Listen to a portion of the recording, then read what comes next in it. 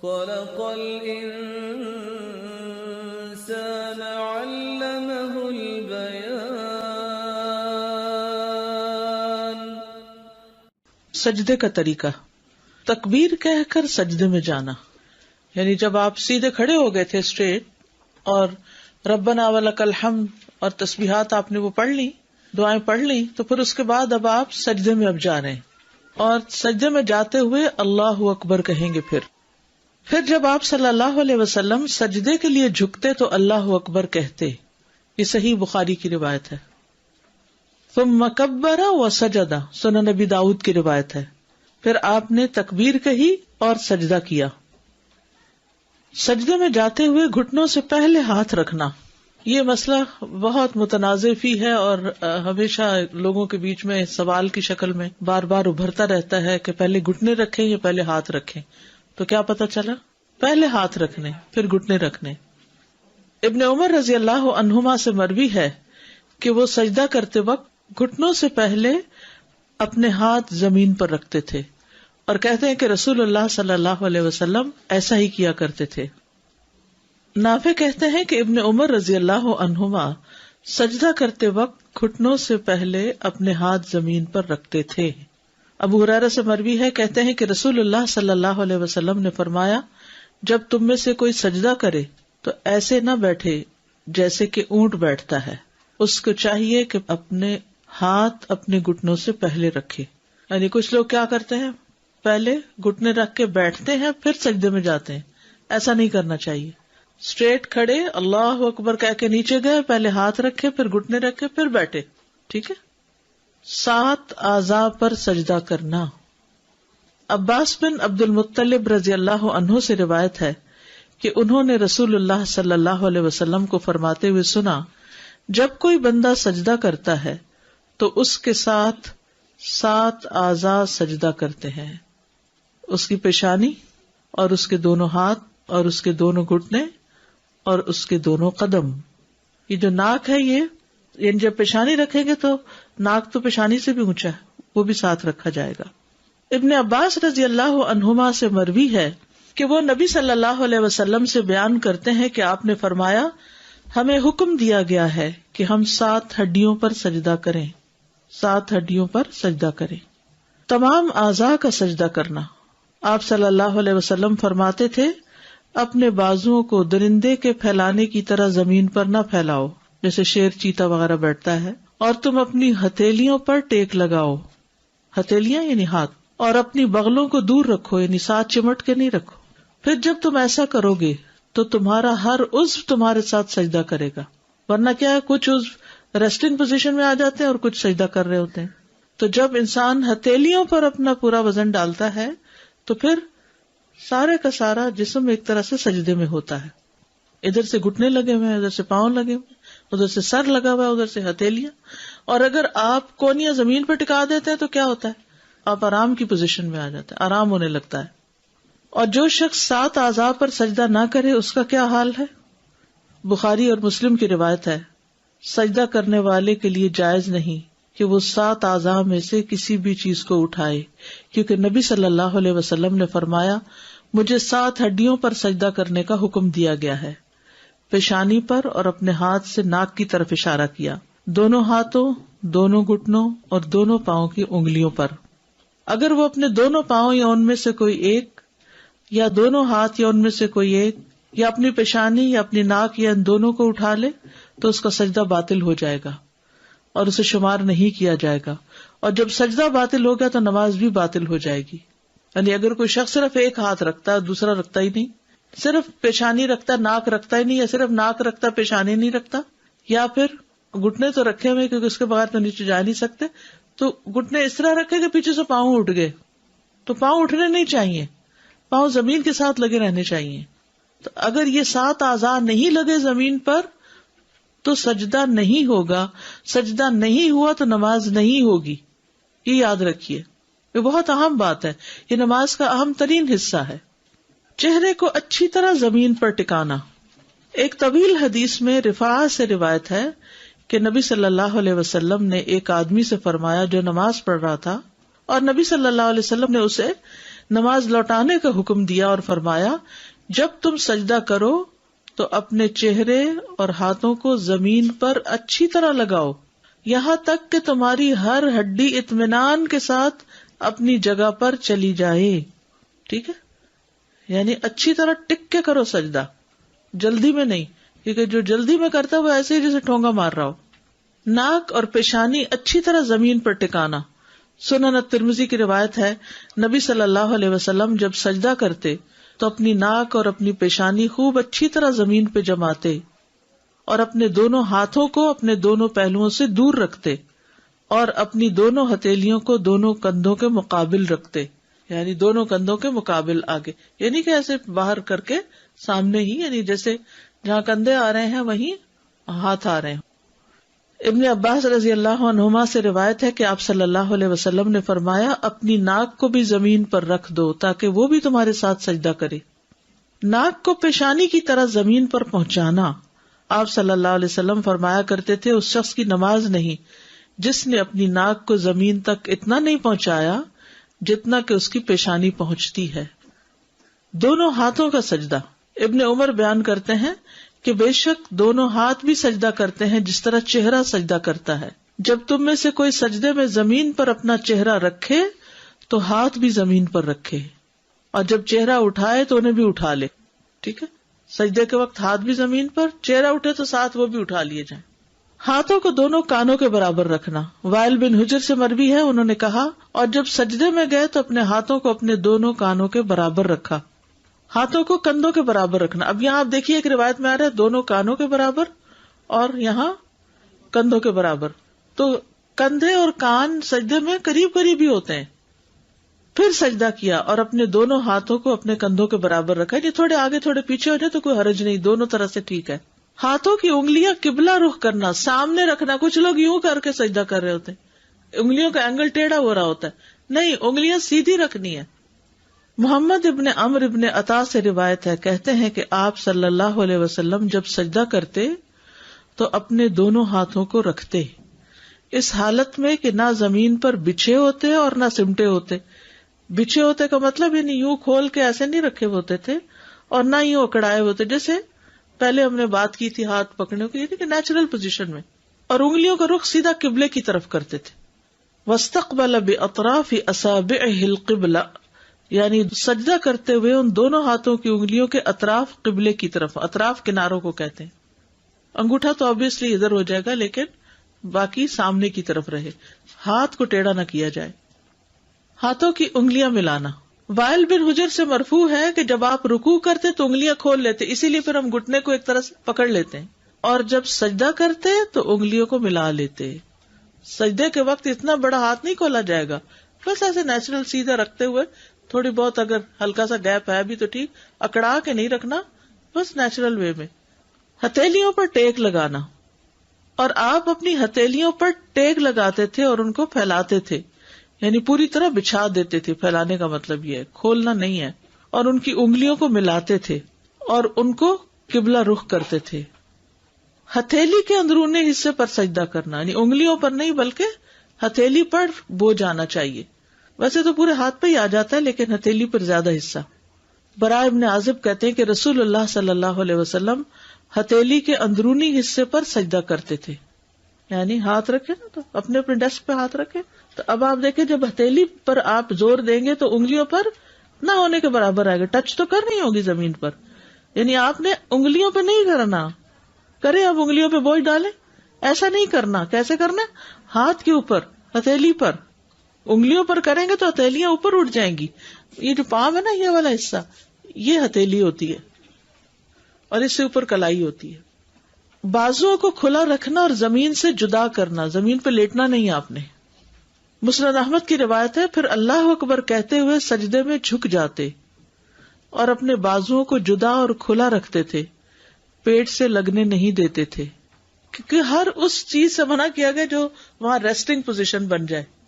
ٹھیک ہے، اور صحیح سجدہ کرے تو پتہ چلتا ہے کہ سجدہ کیا ہے، ورنہ سجدہ صحیح ہو تو لگتا ہے نماز پڑھی ہے. اس کا خشوع و خضوع سے اور بندگی کی روح سے بہت بڑا تعلق ہے. کوہنیاں زمین سے بلند رکھنا، کیونکہ اگر آپ کونی ٹکائیں گے نا تو ہتھیلی پہ اس طرح نہیں زور آئے گا. کیونکہ آدھا زور کس میں چلا جائے گا؟ بازو پہ، کوہنی پہ. برا کہتے ہیں انہوں نے کہا کہ رسول اللہ صلی اللہ علیہ وسلم نے فرمایا جب تم سجدہ کرو تو اپنی ہتھیلیاں زمین پر رکھو اور اپنی زور آئے گا، کیونکہ آدھا زور کس میں چلا جائے گا؟ بازو پہ، کوہنی پہ. برا کہتے ہیں انہوں نے کہا کہ رسول اللہ صلی اللہ علیہ وسلم نے فرمایا جب تم سجدہ کرو تو اپنی ہتھیلیاں زمین پر رکھو اور اپنی کوہنیاں اوپر اٹھاؤ. کتے کی طرح بازو بچھانے کی ممانعت، یہ مسند احمد کی روایت ہے.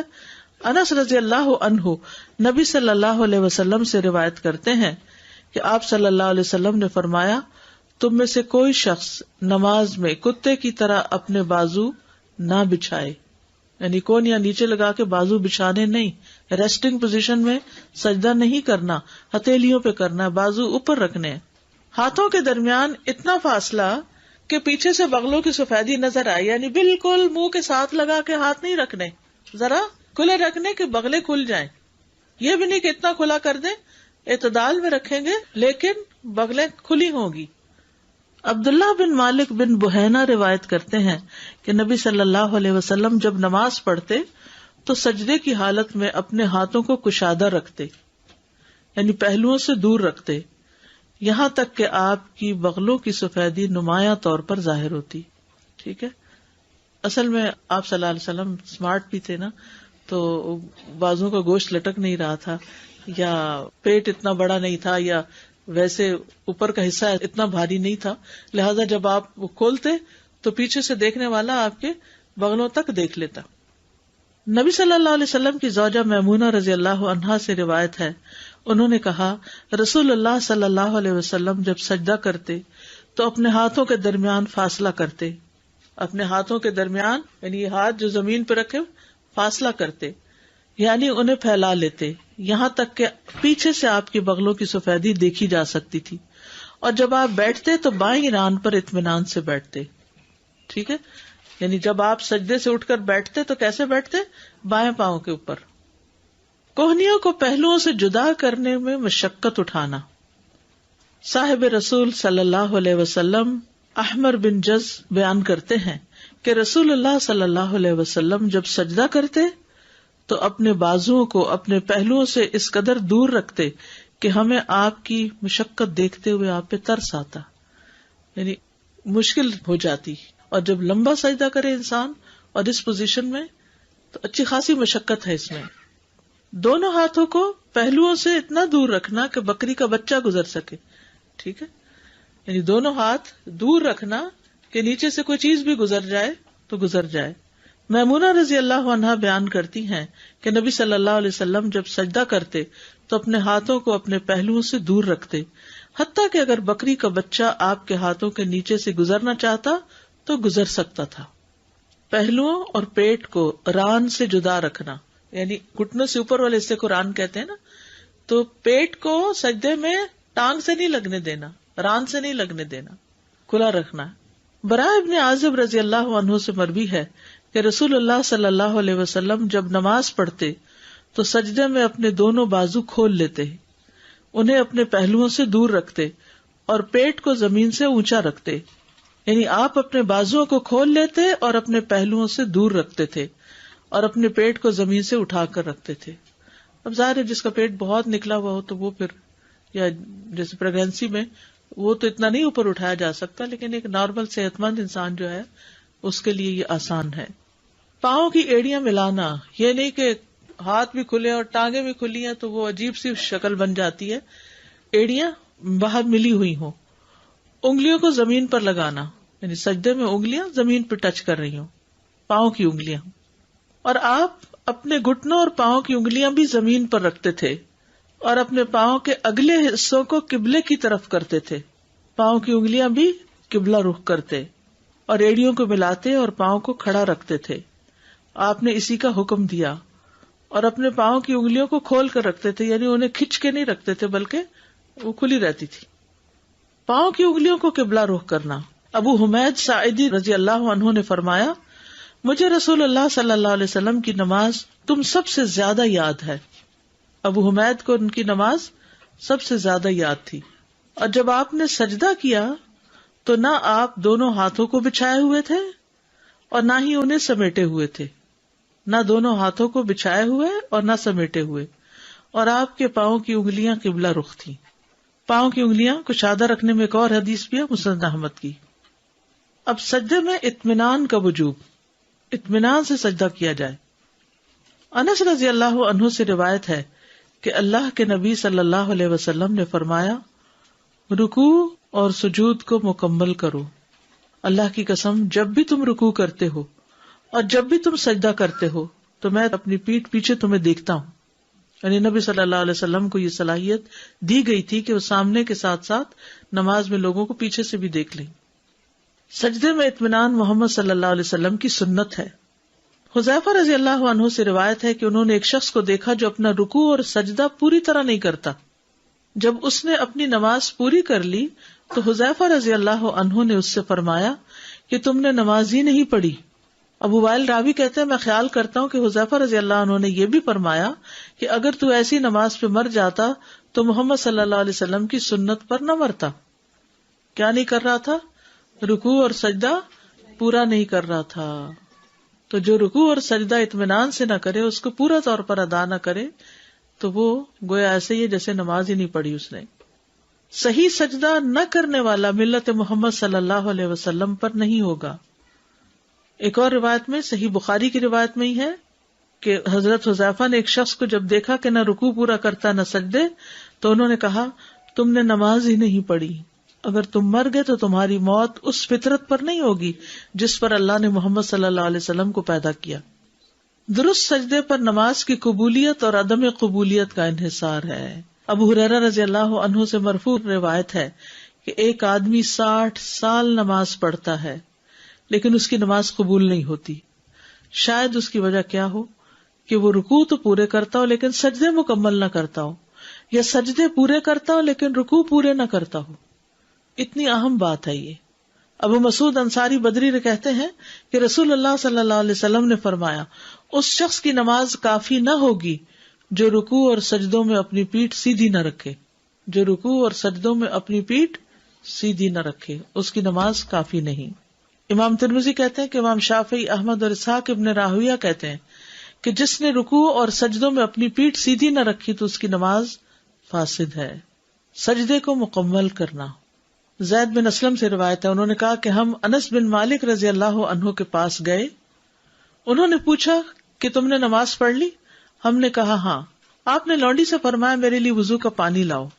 میں نے کسی ایسے امام کے پیچھے نماز نہیں پڑھی جو تمہارے اس امام سے بڑھ کر رسول اللہ صلی اللہ علیہ وسلم جیسی نماز پڑھتا ہو۔ زید نے کہا، عمر بن عبدالعزیز رکوع اور سجدے مکمل کرتے تھے اور قیام اور قعود ہلکا کرتے تھے، یعنی بہت لمبا قیام اور بہت لمبا تشہد نہیں پڑھتے تھے، لیکن رکوع اور سجدے بہت اطمینان سے ادا کرتے تھے۔ تو میک شور کہ رکوع اور سجدہ ٹھیک ہو، اطمینان سے ٹک کے سجدہ کرنا۔ سنن نبی داؤد میں نبی صلی اللہ علیہ وسلم کا فرمان ہے، اور جب سجدہ کرو تو ٹک کر سجدہ کرو، فمکن لسجودک، حتیٰ کہ جوڑ مطمئن ہو جائیں، پھر اللہ اکبر کہے، سجدہ کرے حتیٰ کہ اس کے جوڑ اطمینان سے ٹک جائیں۔ ہر عضو کا اپنی اپنی جگہ پہ ٹکنا۔ سنن نبی داؤد کی روایت میں نبی صلی اللہ علیہ وسلم کی نماز کے بارے میں آتا ہے، اور سجدہ کیا اور اپنی ہتھیلیوں کو زمین پر رکھا، پھر کوہنیوں کو پہلوؤں سے دور کیا، حتیٰ کہ ہر عضو اپنی جگہ پہ ٹھہر گیا۔ یعنی یہ پرائم ٹائم ہے، نماز کا پیک ٹائم ہے کہ جس میں انسان بندگی کا شدید اظہار کر رہا ہوتا ہے، تو اس کو بہت صحیح طور پر ادا ہونا چاہیے، جلدی جلدی سجدہ نہ کرنا۔ ابو عبداللہ اشعری سے روایت ہے، کہتے ہیں کہ رسول اللہ صلی اللہ علیہ وسلم نے اپنے اصحاب کو نماز پڑھائی، پھر ان کے ایک گروہ میں بیٹھ گئے۔ ایک آدمی آیا، وہ کھڑے ہو کے نماز پڑھنے لگا، تو وہ رکوع کرتا اور سجدے ایسے کرتا جیسے ٹھونگے مارے جاتے ہیں، جلدی جلدی بس ٹھک ٹھک۔ تو نبی صلی اللہ علیہ وسلم نے فرمایا، کیا تم لوگ اس کو دیکھ رہے ہو؟ جو شخص اس حالت میں مر گیا وہ اس حالت میں مرے گا کہ محمد کی ملت پر نہ ہوگا صلی اللہ علیہ وسلم۔ یہ شخص اس طرح نماز میں ٹھونگے مار رہا ہے جیسے کوا خون میں ٹھونگے مارتا ہے، یعنی کوئی اپنا شکار کھانے کے لیے۔ تو وہ شخص جو رکوع کرتا ہے، اپنے سجدے میں ٹھونگے مارتا ہے، اس کی مثال ایسے بھوکے شخص کی ہے جو 1 یا 2 کھجوریں کھائے تو یہ اس کی بھوک کو کیا مٹائیں گی۔ اچھی طرح مکمل وضو کیا کرو، ایڑیوں کے لیے آگ کا عذاب ہے، رکوع اور سجدوں کو مکمل کیا کرو۔ کس قدر تاکید اور کتنی زیادہ اہمیت ہے کہ انسان اپنا وضو بھی صحیح کرے، رکوع اور سجدے بھی ٹھیک کرے. پھر مرغے کی طرح ٹھونگے مارنے سے بچنا چاہیے. نبی صلی اللہ علیہ وسلم نے 3 باتوں سے منع کیا ہے. نماز میں مرغے کی طرح ٹھونگے نہ ماروں، کتے کی طرح نہ بیٹھوں، اور لومڑی کی طرح ادھر ادھر نہ دیکھوں. ٹھیک ہے، کتا بازو بچھا کے جو آگے بیٹھتا ہے نا، یا ایک ٹانگ اٹھا کے جو بیٹھتا ہے. مکمل سجدہ نہ کرنے والا نماز کا چور ہے. رسول اللہ صلی اللہ علیہ وسلم نے فرمایا، لوگوں میں سب سے بدترین چور وہ ہے جو اپنی نماز میں چوری کرتا ہے. لوگوں نے پوچھا، اللہ کے رسول، انسان اپنی نماز میں کس طرح چوری کر سکتا ہے؟ آپ نے فرمایا، اس طرح کہ وہ اس میں رکوع اور سجود مکمل نہ کرے، یا فرمایا جو رکوع اور سجود میں اپنی پشت سیدھی نہ رکھے، یعنی اسٹریٹ نہ رکھے. سجدہ پورا نہ کرنے والے کے لیے وعید. علی بن شیبان جو اپنے قبیلے کے وفد میں شامل تھے، انہوں نے فرمایا، ہم لوگ اپنے علاقے سے نکلے یہاں تک کہ رسول اللہ صلی اللہ علیہ وسلم کی خدمت میں حاضر ہوئے. ہم نے آپ کی بیعت کی، آپ کے پیچھے نماز ادا کی. آپ نے آنکھ کے کنارے سے ایک آدمی کو دیکھا جو اپنی نماز صحیح ادا نہیں کر رہا تھا، یعنی رکوع اور سجدے میں کمر ٹھیک نہیں رکھ رہا تھا. جب نبی صلی اللہ علیہ وسلم نماز سے فارغ ہوئے تو فرمایا، اے مسلمانوں کی جماعت، اس شخص کی کوئی نماز نہیں جو رکوع اور سجدے میں کمر سیدھی نہیں کرتا. چہرے کا رخ موڑے بغیر آنکھ کے کنارے سے اگر کوئی چیز نظر آ گئی ہے، کسی کی حرکات و سکنات کا پتہ چل گیا، تو اس سے نماز میں فرق نہیں پڑتا، لیکن خشوع میں تو بہرحال فرق ہو جاتا ہے. پھر نہیں، کونیاں نہیں پھیلانی، بازو اس طرح کرنے نا، یعنی بہت زیادہ بھی نہیں کرنے. بازو کا بہت ٹائٹ بھی لوگ کر دیتے ہیں، لیکن یہ ہے کہ پھر اس صورت میں جو اضطراری کیفیت جہاں بھی آ جائے نا، تو وہاں پر یعنی کوئی بیماری ہے، مجبوری ہے، کوئی جگہ تنگ ہے، پھر اس صورت میں جیسے بھی ہو نماز پڑھ لیتے ہیں. سمجھ آتا ہے، لیکن سجدے میں پشت کا سیدھا سجدے میں پشت سے مراد یہ ہے کہ یوں نیچے کو نہیں جھک جانا چاہیے، یوں نہیں ہونی چاہیے، یوں ہونی چاہیے. ٹھیک ہے، یوں بل نہیں ہونا چاہیے، اس میں جھکاؤ نہیں ہونا چاہیے، اسٹریٹ سر سیدھا، یعنی پیٹھ اور سر کے بیچ میں جو ریڑھ کی ہڈی ہے وہ اسٹریٹ رہے، اس میں کب نہ آئے. اگر کسی کا ویسے بڑھاپے کی وجہ سے آ گیا تو اور بات ہے، یا یہ کہ اندر کی طرف نہ جھکا ہوا ہو. جتنی بھی ریسرچ کی گئی ہے، ایک حدیث بھی یعنی کہ عورت ایسے سجدہ نہ کرے، یہ علماء نے اپنی طرف سے کہا ہے. تو جب علماء اپنی طرف سے کہیں اور عورتیں سجدہ غلط کرتی رہیں اور اپنی نمازیں خراب کریں تو اس کو ماننا ضروری نہیں. اور کہتے ہیں کہ نہیں، پردے کی وجہ سے. آپ دیکھیے، گھر میں نماز پڑھ رہی ہے نا، اسی لیے تو عورت کا گھر میں نماز پڑھنا اور اندر والے حصے میں پڑھنا زیادہ بہتر ہے. ہمارے ہاں جو علماء تفریق کرتے ہیں نا عورت مرد کی نماز کی، تو وہ پھر اس طرح کی باتیں کرتے ہیں کہ بچ کے کرے. ہاں، تو جب بچ گئے تو پھر سجدہ ہی نہ رہا. 7 ہڈیوں کا خیال رکھے تو صحیح سجدہ ہو جائے گا. 2 سجدے ہیں، آپ نے ایک سجدہ کیا اور ایک آپ کو یاد نہیں کہ آپ نے دوسرا کیا کہ نہیں، اب آپ نے سجدہ سہو ایک اور کر لیجئے اسی وقت اگر کر رہے ہیں، اوکے، اور اس کے بعد سجدہ سہو کر لیں. لیکن ایک سجدہ جب ہو گیا تو آپ کا رکن کمپلیٹ ہو گیا؟ نہیں، ایک سے تو رکن نہیں کمپلیٹ ہوگا، ایک رکعت اور پڑھیے پھر، کیونکہ ہر عضو کو سجدہ کرنا ہے نا، ہر عضو کو سجدہ کرنا ہے. یعنی جب ایک چیز بھی آپ اپنی جگہ سے ہٹائیں گے تو اس کا اثر صرف اس پہ نہیں رہے گا، اور حصے پہ بھی چلا جائے گا. جب تک سجدہ یعنی پرفیکٹ ہوگا تو سارا ہی ہوگا، اگر ایک حصہ خراب کیا تو باقی بیلنس بھی بگڑ جائے گا. جی السلام علیکم. جب ہم سجدہ کر رہے ہیں تو ہماری جو سب سے چھوٹی انگلی ہے، I am not too sure, وہ بھی ساتھ اگر نہیں ہوتی ہے ہی چھوٹی، کوئی بات نہیں. اچھا، اب کچھ لوگوں کے جیسے میرا مسئلہ ہے کہ جیسے اگر انگوٹھا یا 2-3 انگلیاں زیادہ لمبی ہیں اور 2 جو ہیں وہ چھوٹی ہیں تو پوری نہیں ٹکتی زمین پر. تو اگر ایک بھی ٹک رہی ہے تو پھر ایک بھی کافی ہے، کیونکہ باقی پھر ہم ان کو ٹیڑھا کیسے کریں. اچھا سوال ہے یہ. بعض لوگ پیچھے سے پاؤں کراس کر لیتے ہیں، سجدہ کر رہے ہوتے ہیں اور پاؤں کے اوپر پاؤں رکھ لیتے ہیں، یہ بھی غلط ہے. انشاءاللہ آپ کو وہ نماز میں کی جانے والی غلطیوں کی اگر ویڈیو دکھا دی جائے تو اس سے پھر ساری غلطیوں کا پتہ چل جائے گا.